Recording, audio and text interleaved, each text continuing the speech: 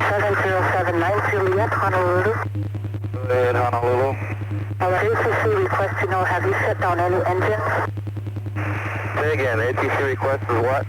Have you shut down your engine? Negative. We are a little too heavy. The right engine has lost power. Right engine is completely lost power, and left engine is still operating to keep us airborne. We're down to 500 feet now, ma'am. Hey everybody. A couple of weeks ago, a fellow ferry pilot sent me an email regarding a ditching that he had in 1993 when they were ferrying a Piper Navajo from Tahiti to Missoula, Montana.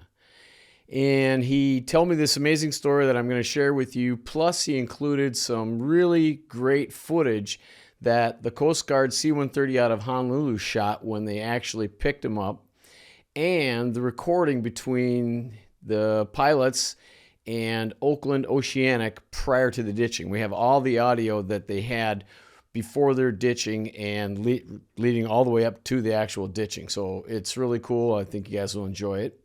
But first, I'll kind of tell you the story that he relayed to me. So basically, they were hired to ferry this Navajo from Tahiti to Missoula. They went to Tahiti to pick it up. The plane had been sitting on the ground for a long time, which is common when ferry pilots pick up an airplane. Often the planes have been sitting on the ground a long time. You know, the owners haven't flown them, decided to sell it. Sometimes it takes them a while to sell it. And as you all know, there's nothing worse for a plane than to sit on the ground and not fly for a long period of time. So it had tons of maintenance issues that they had to resolve.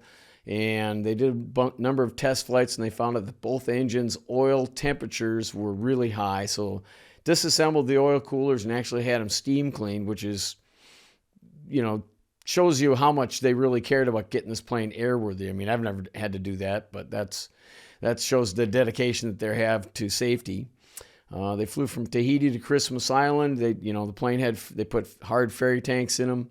They had 2 rafts, an old portable ELT, which is what we used to use in the 90s. We didn't have these great EPIRBs that they have now. You'd actually take an ELT out of an airplane, and that was your rescue beacon back then. And they ferried it to Christmas Island. Next morning, they woke up. On the run-up, they found out that the right engine, the mag, was really rough. They leaned it out a bunch, suspecting fouled plugs. They said it got better. So they took off for Honolulu, which is about 1,200 miles or so. About 2.5, 3 hours into the flight, the right engine started developing serious issues again, and they realized it wasn't just fouled plugs. They had a problem. They played with it for a while, couldn't get it any better, and it soon became necessary to shut it down. So now they're down to 1 engine. And you wouldn't figure this is a big deal. They still got an engine. Most multi-engines should be able to fly on 1 engine. But they were so overloaded with the ferry tanks and the extra fuel, 2 guys in there, all their baggage and everything, that they had to run the remaining left engine at full power just to stay airborne. And it soon became evident that that wasn't going to work because the left engine's oil temperatures were really climbing. They weren't able to hold altitude. So they declared a mayday and talked to Oakland Oceanic, said they were going to have to ditch. And that, I do these videos because I always can learn something from them. And this is a new thing that I hadn't considered. When I'm ferrying airplanes, I always figured, well, multi-engine's going to be safer than a single, because if you lose 1 engine, the other engine should get you to your destination, or at least close. You might suffer range difficulties because a plane flying on 1 engine is way less efficient than with both engines running. But I figured, if you have a good fuel reserve, you should be able to stay in the air, at least get close to rescue. But I never considered an overloaded airplane. You'd have to run the remaining engine at full power, full RPM, just to stay airborne, and maybe that engine can't handle it, which was the case in this instance.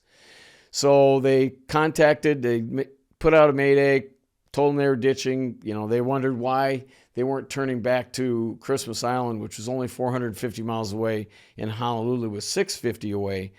But they knew that nothing was coming out of Christmas Island. There's nothing there. There's no Coast Guard station there. Rescue wasn't coming from that direction. Everything was going to come out of Honolulu, so they elected to keep going to Honolulu. But they didn't last long. Once they lost the right engine, they were in the water within 20, 30 minutes. So anyway, they ditched. They smashed out one of the right windows, climbed out onto the raft. They had 2 rafts with them, inflated one, successful in getting into the raft. They didn't even get wet. Then they got a little overconfident, paddled around to the back of the plane and opened the passenger door so they could get some more supplies out, namely the money. And after they opened the door, a wave slammed them into the door, and it has the sharp edge on the corner, and it ripped a big gash in the raft, unrepairable. So, oops. Now, luckily, they had 2 rafts, which was crazy because I've never done a ferry flight with 2 rafts. None of the ferry pilots I know ever carry 2 rafts, but it was a good thing they had one in this case because they needed it. Inflated that raft, climbed in, and then they heard water bubbling under the water line. And yeah, the second raft also had a hole in it. Now, it had a patch kit with 2 clamshell kind of devices that you screwed together, which sort of worked. But they found out that the small raft, with its leaky condition, couldn't hold both grown men. So they had to have one guy in the water at all times hanging onto the raft while the guy inside the raft would have to pump continuously. And that's how they spent the next 24 hours.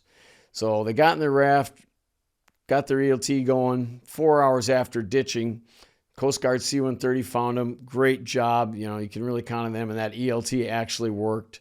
Dropped them a couple of rafts and a survival kit, which also had a radio, which was nice. They were able to talk to the C-130, which told them they were diverting a cargo ship to the location, but it was going to be a while. And yeah, it ended up being about 24 hours. So they were hanging onto that raft for a long time.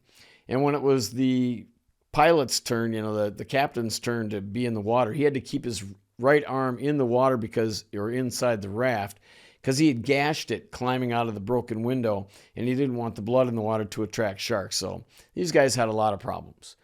But the next afternoon, cargo ship showed up, got them, sent out their little longboat or whatever they have it, and got them got them out of their raft, got them back to the cargo ship.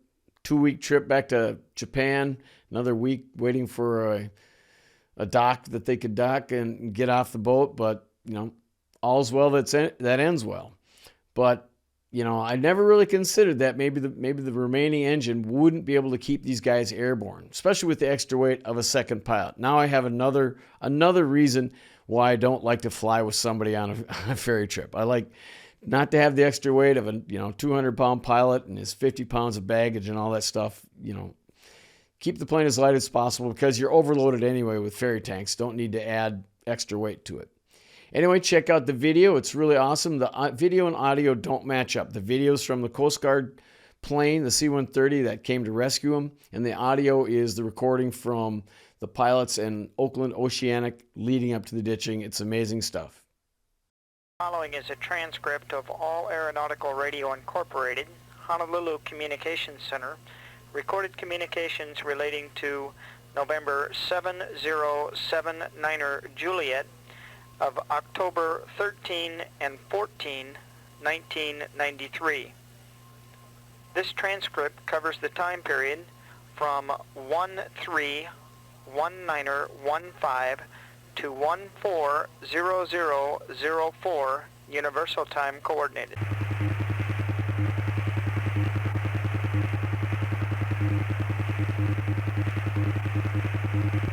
Honolulu, Christmas Island, and 13261, good morning.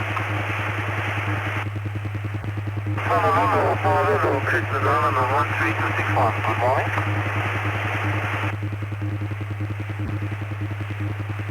Honolulu.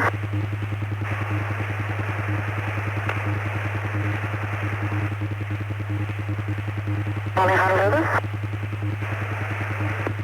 Honolulu. Honolulu, this is Christmas Island, and 13261, thank you. Christmas Island, Honolulu. Honolulu, Christmas Island, radio check, please. Christmas Island, Honolulu, loud and clear. Loud and clear, Christmas Island, thank you. Number 7079 unit, still on the ground, Christmas Island now. November 7079 Juliet, on the ground, Christmas Island. Still on the ground, Christmas Island. Roger, Honolulu. And I would appreciate if you can find out other traffic information beside this one. Christmas Island, Honolulu. Honolulu, Christmas Island. I'm sorry, I missed the last remarks. Say again, please. I'd say again, Christmas Island requesting other traffic information. Roger, stand by. I'll check with ATC. Christmas Island.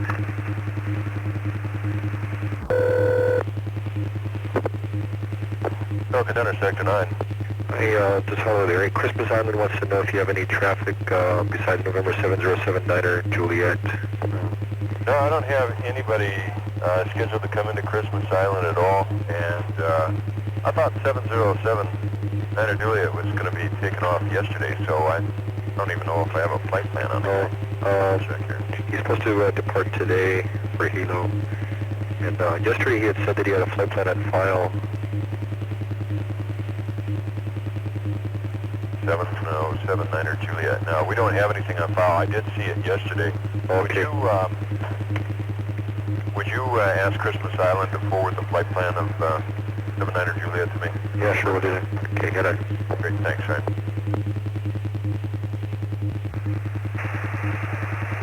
Christmas Island, Honolulu.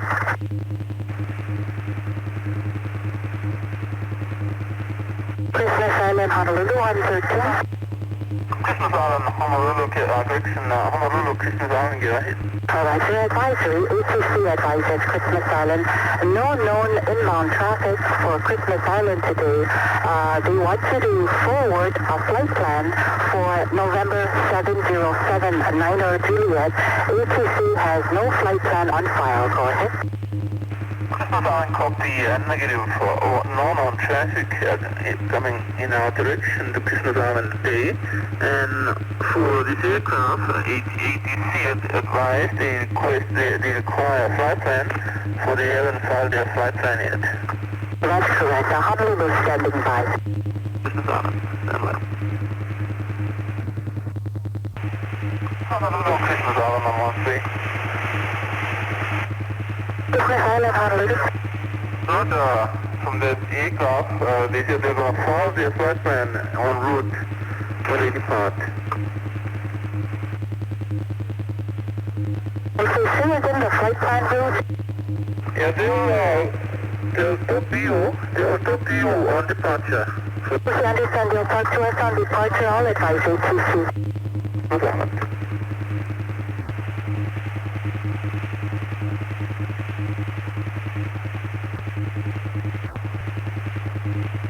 November 7079er Juliet on 13261 departure.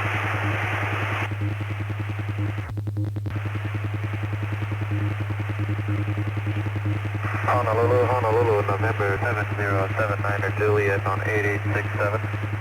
November 7079er Juliet, Honolulu. Go ahead. Good morning, 79er Juliet departed VFR at time 2035. Request IFR clearance to Hilo, flight level 060. Go ahead. Service and departed Christmas via VFR 2035 and requesting an IFR clearance to Hilo at flight level 060. Stand by. Can you radio check Honolulu at this time on 13261, 13261? Roger, radio check on 1. This time 9 Juliet. Honolulu, Honolulu, November 7079er Juliet, radio check on 13261, over. And 7079er Juliet, you're loud and clear. Are you cell call equipped? Negative, cell call. Roger, linking this frequency primary, secondary will be 8867. What will be your route of flight from Christmas to Hilo?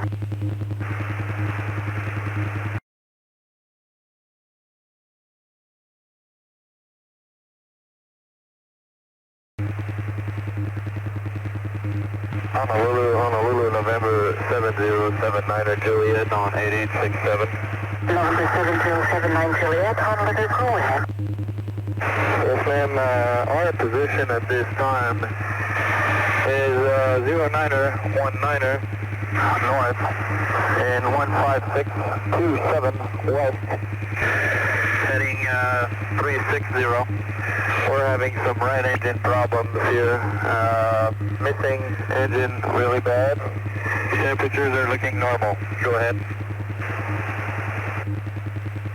7079 Juliet, confirm present position 0919 north, 15627 west, confirm 360, and did you say you have right engine problems? Go ahead. That's affirmative on the position at 09020 north and longitude 15627 west, and we are having some problems. I am having to descend from our altitude at this time, over. Okay, and you are descending at this time. Are you declaring an emergency at this time? That is affirmative. We are declaring an emergency. Okay, when able, please forward to Honolulu your endurance and feet in gallons and in time, and also your souls on board. And go ahead. Souls on board is two persons on board, and endurance is 300 gallons. 300 gallons at this time. Stand by for a time estimate. Roger, are you requiring an intercept? Am I requiring what? Do you request an intercept? Stand by.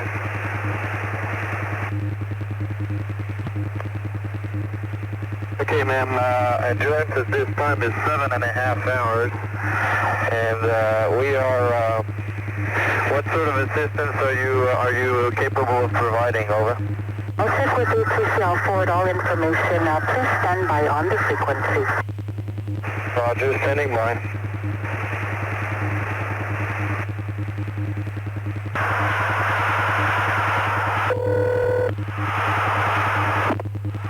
Center, Sector 9.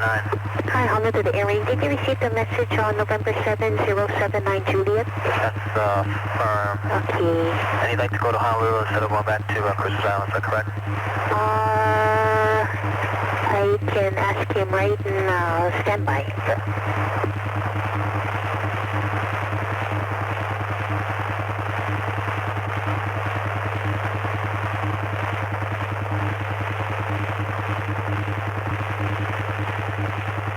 November 7079 Juliet, Honolulu. Go ahead, Honolulu. This is a request to know, are you proceeding to Hilo or are you returning to Christmas Island? This time we'll proceed forward towards Hilo. We are unable to hold altitude at this time, over. I understand you are proceeding to Hilo, unable to hold altitude. What is your present altitude? We're down to 3,000 feet at this time, 3,000. Okay, stand by, I'll advise ATC. Okay, last response is we are proceeding to Hilo, unable to hold altitude. We are down to flight level 030 at this time. Okay, so 030 at this time. Stand by.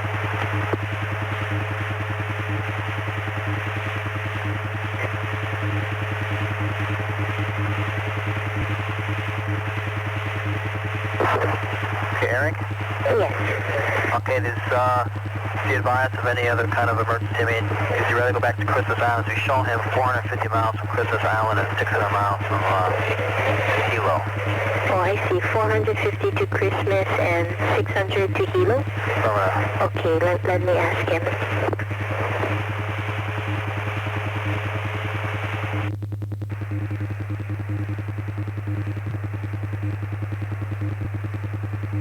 And November 7079 Juliet, Honolulu.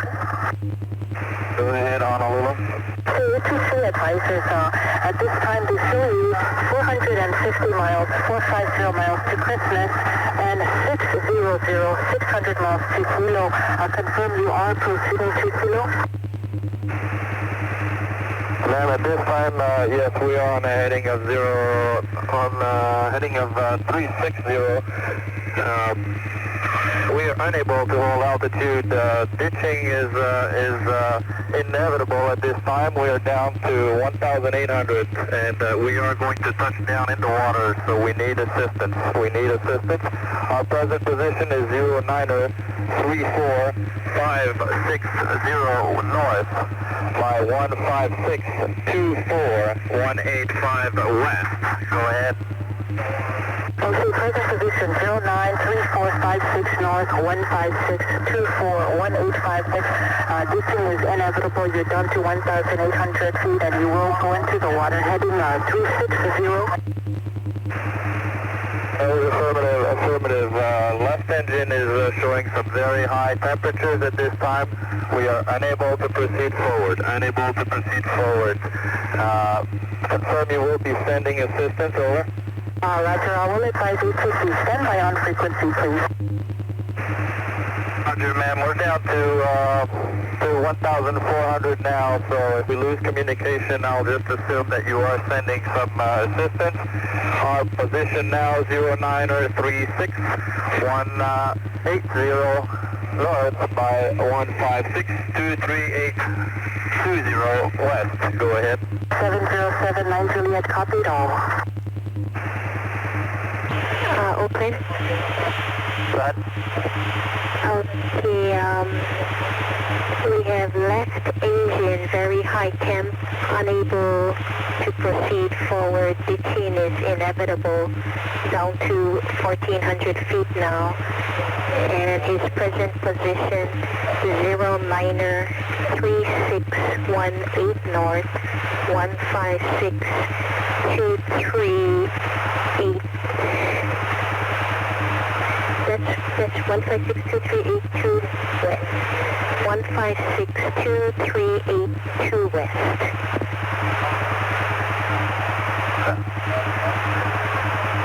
Okay, and he's out of his left engine, is that correct? That's correct, left engine. Okay, that's 1,400. Okay, has left engine out, or is it just time temperatures? Is all his engines still on, or are they name off at this time? Okay, stand by.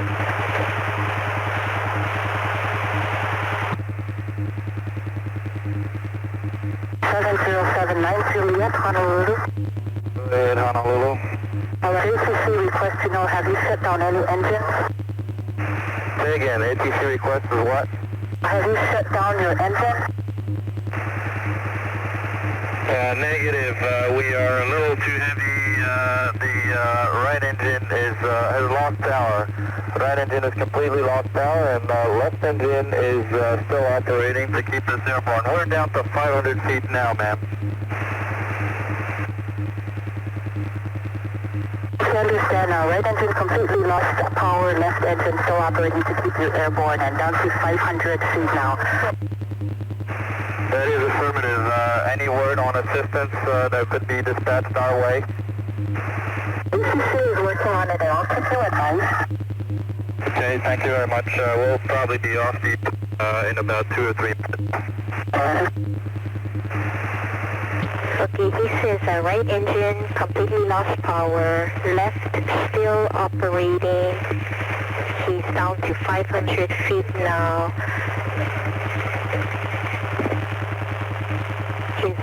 He says left still operating to keep airborne.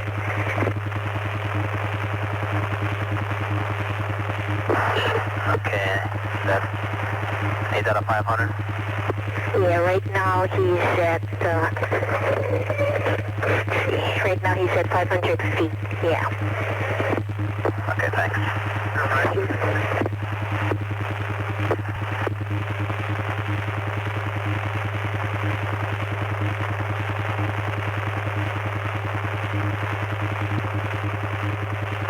Okay, hello, Eric.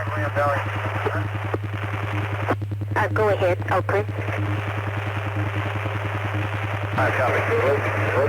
Oakland. Honolulu, we're touching down in the water. 9er Juliet. 9er Juliet is touching down. Mayday, mayday, mayday. And 9er Juliet touching down in the water. Stand by. I have you on frequency and ATC's on the line. Stand by, please. We're touching down now.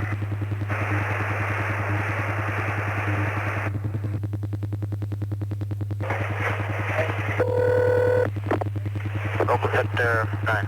Yeah, the small aircraft is touching down in the water now. Okay, roger. Yeah. Any lost coming communications with the aircraft? He's just yelling mayday, mayday, mayday now. He's already in the water. He was touching down as he left touch us. Okay, he did lose communications, okay.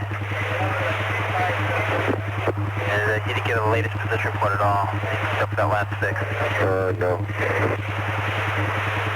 Last fix that we have was 093618 north and 1562382 west. Yeah, that was it at 0002, just a minute before he touched down. Okay, thank you. Well, there you have it. Pretty amazing story. Listening to these guys remain pretty dang calm when they knew they were ditching was amazing.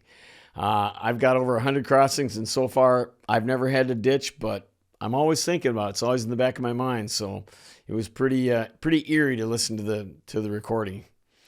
Anyway, that's all I've got for now. Thanks for watching and supporting the channel. And as always, don't forget to keep your speed up.